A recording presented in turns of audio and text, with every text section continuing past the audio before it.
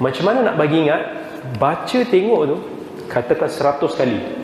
Alif lam mim dzalikal kitabul la raiba fihi hudal lil muttaqin. Alif lam mim dzalikal kitabul la raiba fihi hudal lil muttaqin. 10 kali kita baca, kita dah ingat. Tapi ingatan tu tak kuat.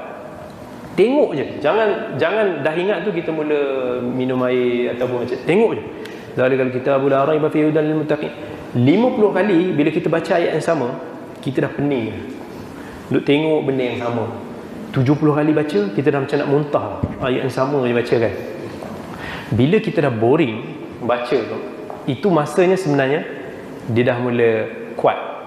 Sebab benda tu dah macam lali dah. Jadi selagi kita tak boring mengulang tu, kita terus. Habis katakan 50 kali satu ayat, kita tak tengok 50 kali.